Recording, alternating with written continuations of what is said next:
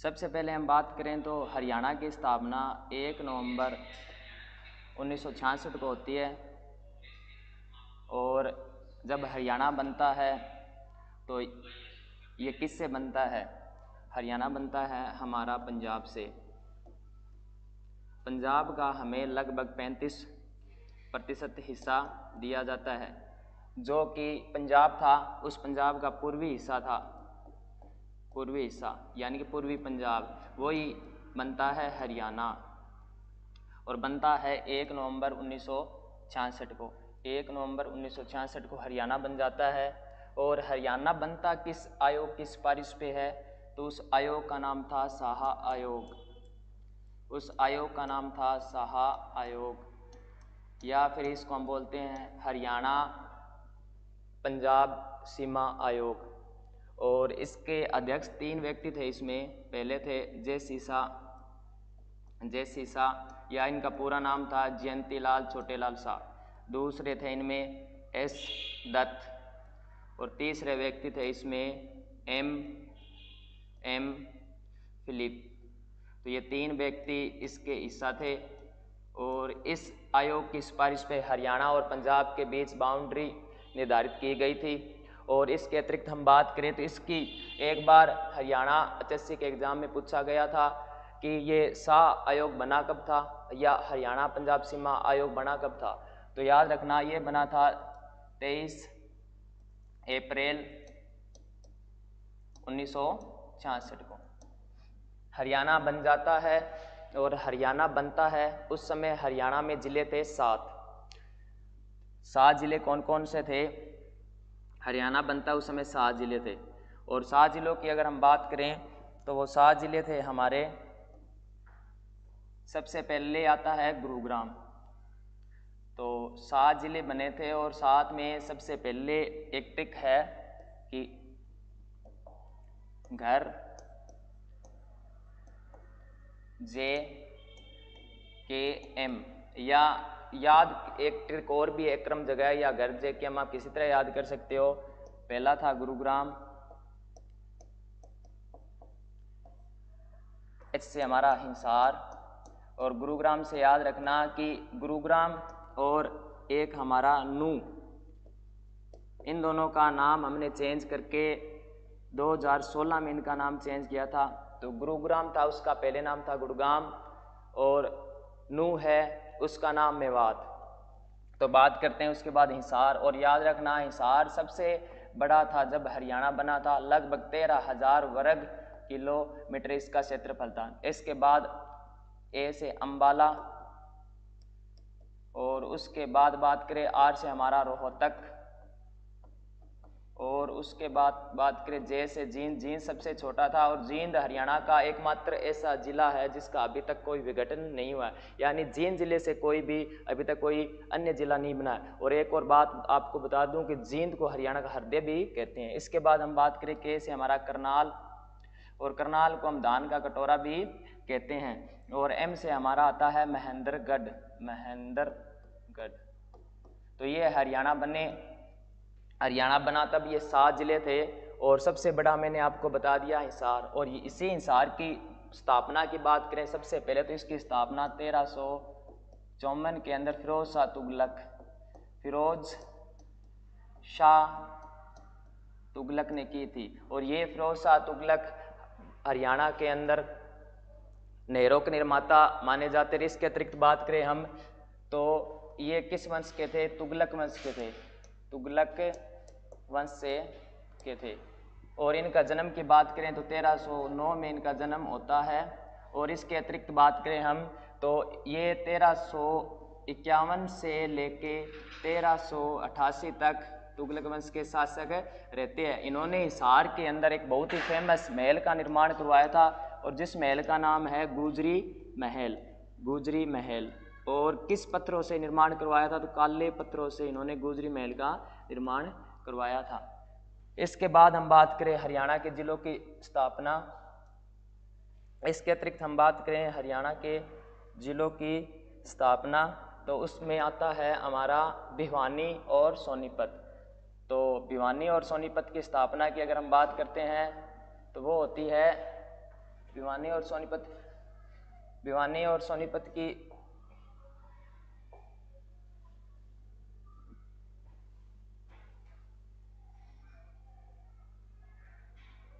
भिवानी। उसके बाद हम बात करते हैं 22 दिसंबर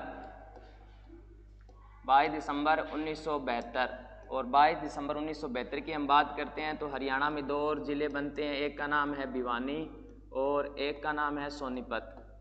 भिवानी की बात करें तो इसको हम मंदिरों की भूमि कहते हैं, सोनीपत की बात करें तो इसे हम सोने की नगरी कहते हैं। एटलस साइकिल का कारखाना सोनीपत के अंदर है, और पांडवों द्वारा जो 5 गांव बसाए गए थे उसमें एक सोनप्रत सोनीपत ये ही है। इसके बाद हम बात करें हरियाणा के ज़िलों की स्थापना में तो 23 जनवरी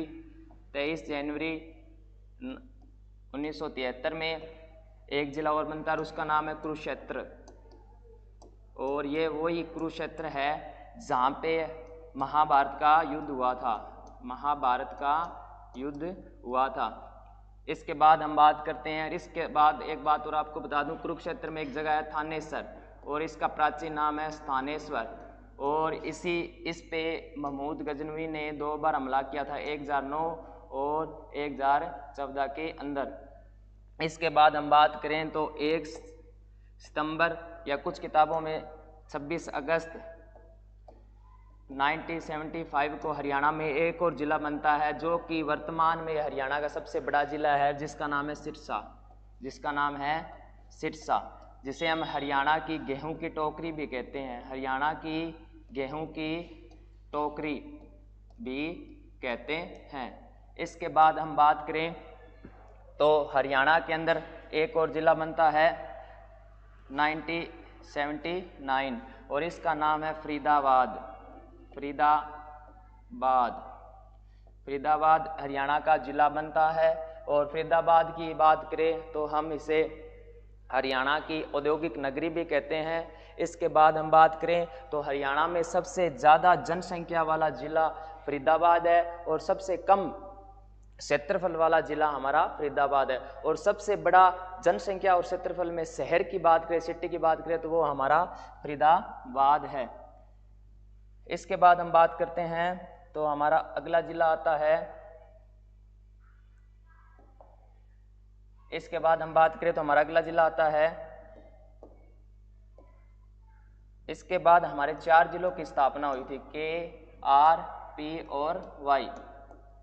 के से हमारा होता है कैथल, जिसे हम कहते हैं छोटी काशी, कैथल को हम कहते हैं छोटी काशी।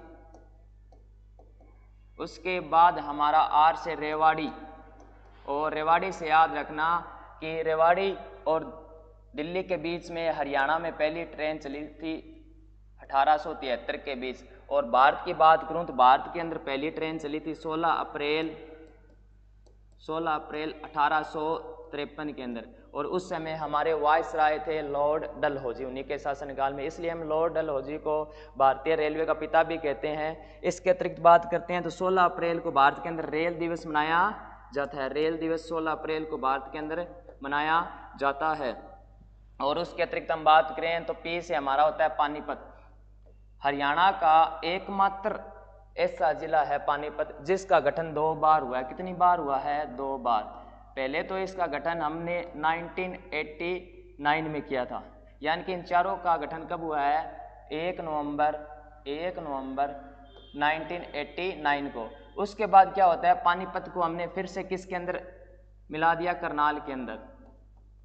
और कब मिलाया? 1991 को हमने पानीपत को करनाल के अंदर फिर से मिला दिया। और फिर इसके बाद क्या होता है, भजनलाल जी हरियाणा के मुख्यमंत्री बनते हैं, चौधरी भजनलाल जी। और चौधरी भजनलाल जी जब हरियाणा के मुख्यमंत्री बनते हैं तो एक बार फिर से पानीपत को जिले का दर्जा दे दिया जाता है 1992 के अंदर। तो पानीपत एकमात्र ऐसा जिला है जिसका गठन 2 बार हुआ है। पानीपत से एक और बात आपको बता दूं कि पानीपत के अंदर एक बार एचएससी ने पूछा था कि पचरंगाचार किस जिले का प्रसिद्ध है? तो पानीपत को हम बुनकरों की नगरी कहते हैं, पानीपत को हम बुनकरों की नगरी कहते हैं। और भारतीय सेना को जो कंबल भेजे जाते हैं ना वो 65% उसका उत्पादन भी हमारा पानीपत के अंदर होता है। और पानीपत से आपको एक और बात बता दूं कि पानीपत के अंदर 3 युद्ध हुए थे। एक तो हुआ था 1526, एक हुआ था 1556 और एक हुआ था 1761 के अंदर। तो 1526 की बात बताता हूँ थोड़ी सी। 1526 का युद्ध हुआ था 21 अप्रैल 1526 और इस युद्ध में जीत हुई थी बाबर की। इब्राहिम लोदी और बाबर के बीच युद्ध हुआ था और इस युद्ध में जीत हुई थी बाबर की। बाबर की जब जीत हुई थी, बाबर ने इस जीत की खुशी में अपनी एक रानी थी उनकी मुसम्मत बेगम, रानी का नाम क्या था? मुसम्मत बेगम, रानी का नाम था मुसम्मत बेगम। और इनकी याद में पानीपत के अंदर उन्होंने एक मस्जिद बनवाई थी और उस मस्जिद का नाम क्या था? उस मस्जिद का नाम था काबुली बाग मस्जिद, काबुली बाग मस्जिद। और भारत के अंदर मुगलों के द्वारा बनाई गई सबसे पहली मस्जिद ही काबुली बाग मस्जिद। और इस मस्जिद के अंदर एक और बता दूं आपको, इसके अंदर 26 तो छोटे गुम्बद है और एक बड़ा गुम्बद है। टोटल इसके अंदर कितने गुम्बद है? 27 गुम्बदों वाली मस्जिद है। इसके बाद हम बात करते हैं वाई, और वाई से हमारा बनता है यमुना नगर। वाई से हमारा बनता है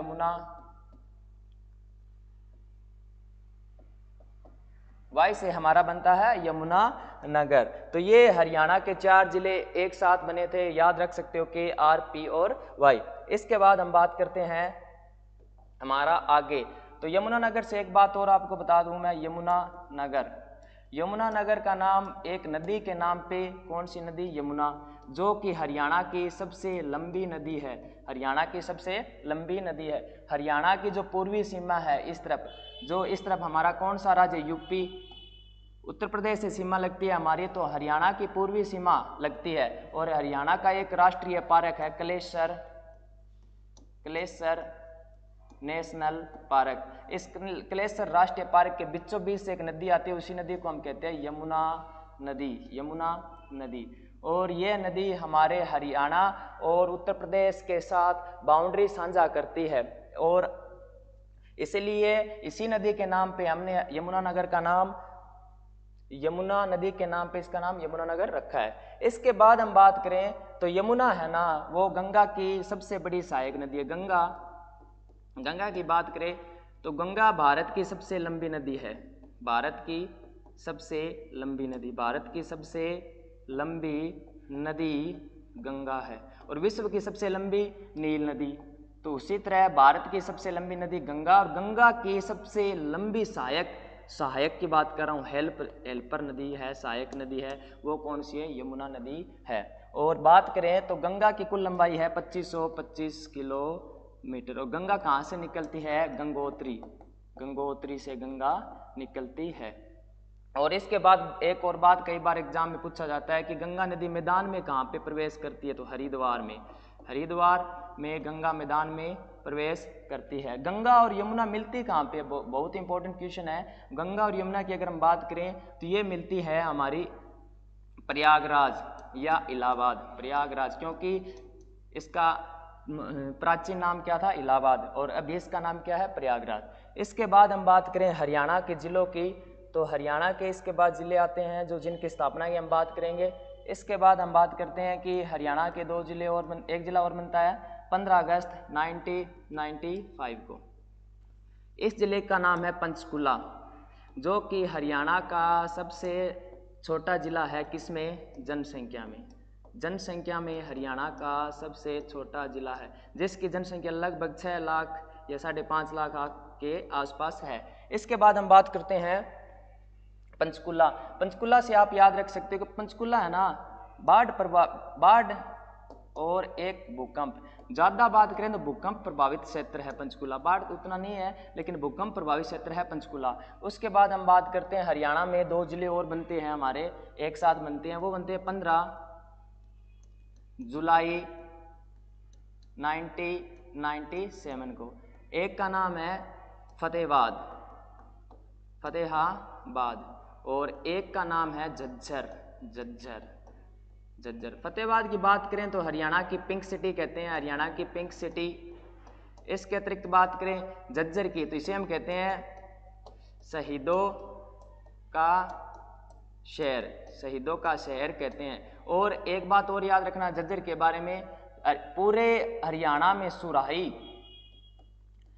की बात करें तो सुराही किस जगह की प्रसिद्ध है?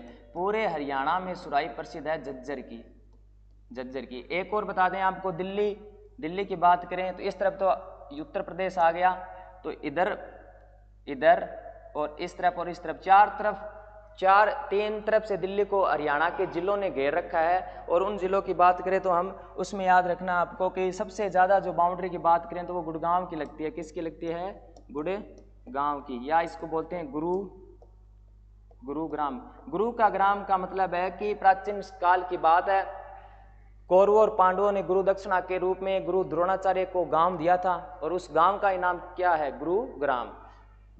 और उसके बाद हम बात करें फतेहाबाद और झज्जर। फतेहाबाद को मैंने बता दिया पिंक सिटी, झज्जर को शहीदों का शहर, इसकी स्थापना 15 जुलाई 1997 को हो जाती है। फतेहाबाद का एक प्राचीन नाम याद रखना, इकदार फतेहाबाद का प्राचीन नाम है। इसके बाद बात करें तो हुमायूं यानी कि 1530 से 1540 तक मुगलों के जो शासक थे हुमायूं का अभिलेख वो भी हमें फतेहाबाद से ही मिला है। सबसे ज्यादा केले वह सेब का उत्पादन भी कहाँ पे होता है? फतेहाबाद में ही होता है। और फतेहाबाद के अंदर फिरोज शाह तुगलक उनका सबसे प्राचीन महल है। फिरोज शाह तुगलक का सबसे प्राचीन महल भी कहाँ पे है? फतेहाबाद के अंदर है। और इस फतेहाबाद का नाम फिरोज शाह तुगलक थे। फिरोज शाह तुगलक ने अपने पुत्र फतेह खान के नाम पर इसका नाम रखा था फतेहाबाद। और इसकी स्थापना एक बार किसी ने पूछा था कि फतेहाबाद व हिसार में पहले किसकी स्थापना हुई थी? तो पहले स्थापना हुई थी 1352 के अंदर फतेहाबाद की, और हिसार की स्थापना 1354 के अंदर हुई थी। और इन दोनों की स्थापना किसने की थी? इस दोनों की स्थापना फिरोज शाह तुगलक ने की थी। एक और नगर की हरियाणा में फिरोज शाह तुगलक ने स्थापना की थी, उसका नाम था हरनी खेड़ा। और हरनी खेड़ा ये हमारा कहाँ पे है? सिरसा के अंदर है हरनी खेड़ा। ये 15 जुलाई 1997 को दौर की स्थापना हो जाती है। उसके बाद हम चलते हैं आगे की हम बात करें तो आगे हमारा आता है 2005। और 2005 की जब हम बात करते हैं तो हरियाणा में मेव जाति के मुस्लिम सबसे ज़्यादा कहाँ पे है? मुस्लिम सबसे ज़्यादा मेवात में है, और उनकी एक जाति है मेव, उसी के नाम पे हमने इसका नाम रखा था मेवात। 2005 के अंदर इसकी स्थापना होती है। इसके बाद हम बात करते हैं 2008 के अंदर हरियाणा का एक और जिला बनता है जिसका नाम है पलवल। और पांडवों की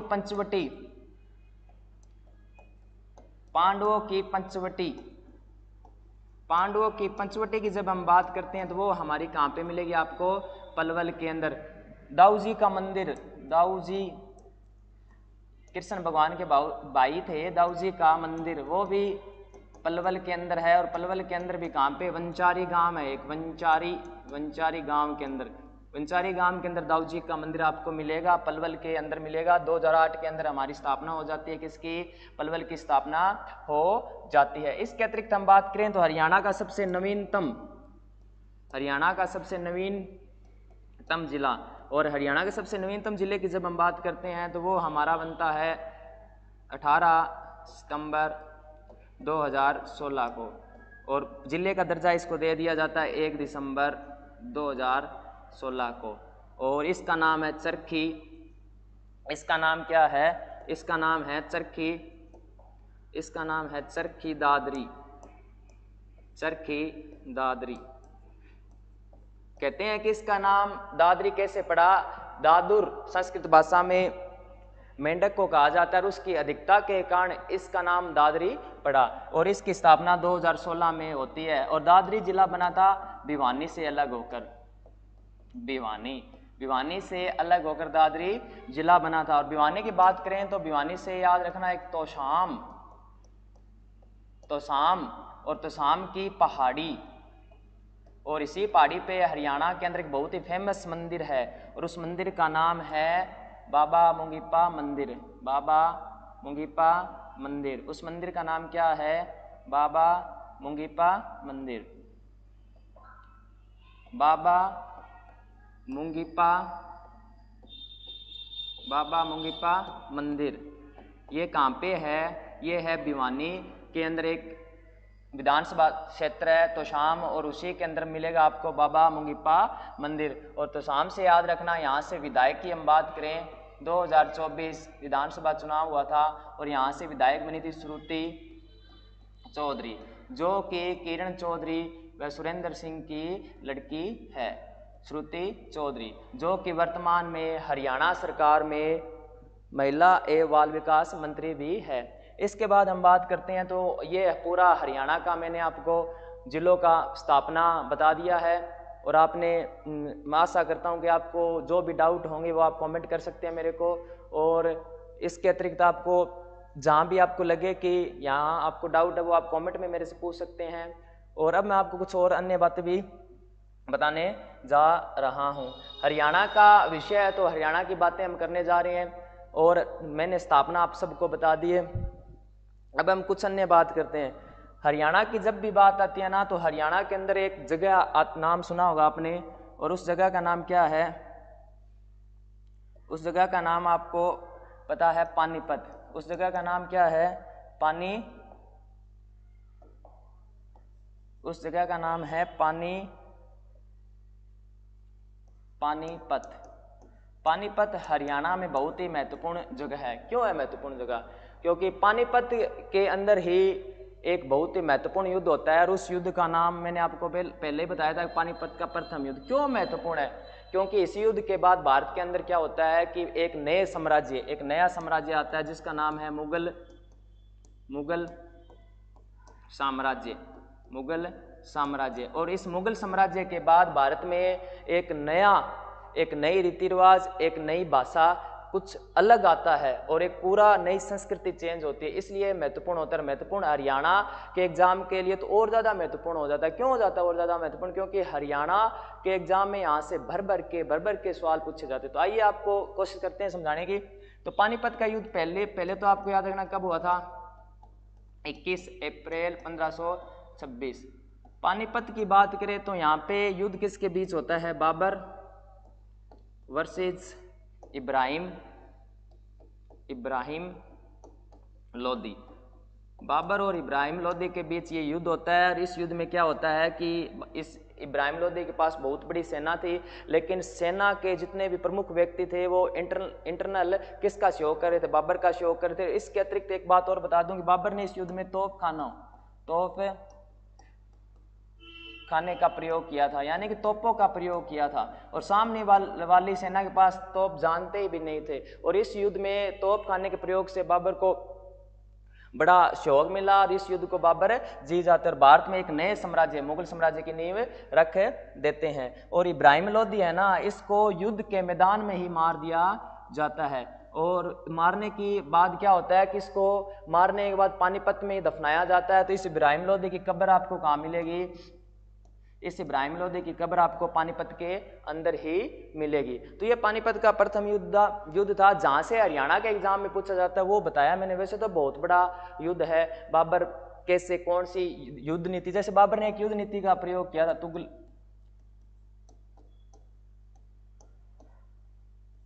तुलगमा युद्ध नीति का बाबर ने प्रयोग किया था। वो क्या था कि बाबर अपनी सेना थी ना, वो आधी इधर डिवाइड, आधी इधर डिवाइड, आधी आगे आधी पीछे, मतलब पूरी चारों तरफ से हमला करता था। उसी को बोलते हैं तुलगमा युद्ध नीति। और वो सारी चीजें बताना आवश्यक नहीं है क्योंकि हरियाणा के एग्जाम में बस इतना ही पूछा जाता है। इतना महत्वपूर्ण है जितना मैंने आपको बता दिया। उसके बाद हम बात करते हैं कि हरियाणा के एग्जाम में कुछ और महत्वपूर्ण युद्ध है जो पूछे जाते हैं और कुछ महत्वपूर्ण सम्राट पूछे जाते हैं। तो आइए चर्चा करते हैं उनकी।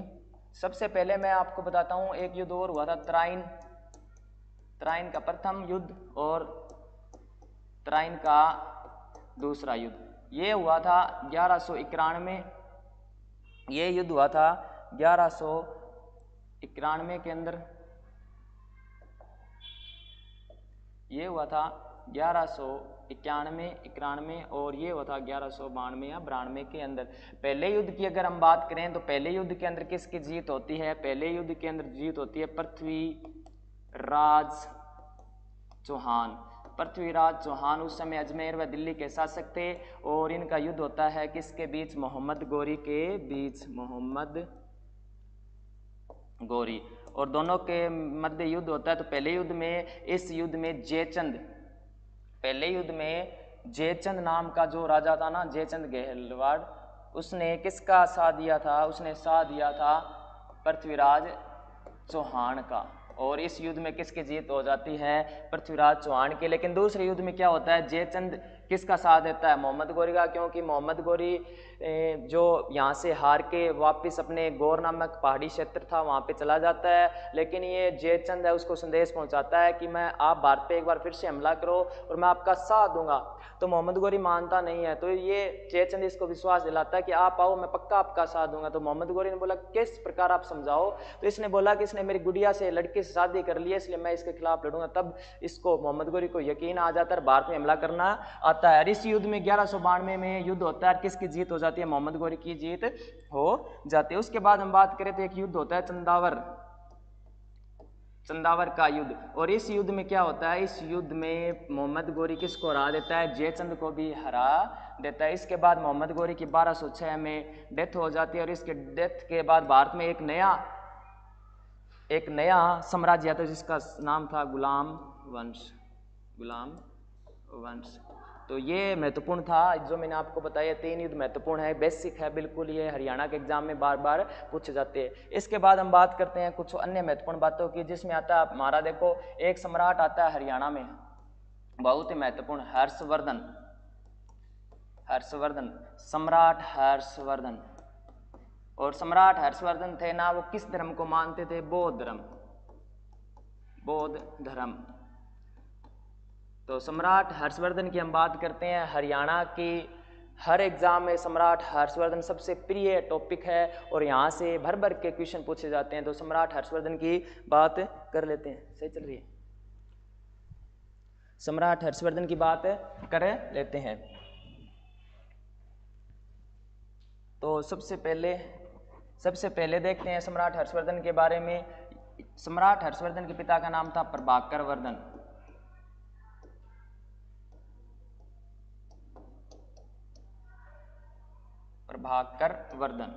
क्या नाम था? प्रभाकर वर्धन। सम्राट हर्षवर्धन के पिता का नाम क्या था? प्रभाकर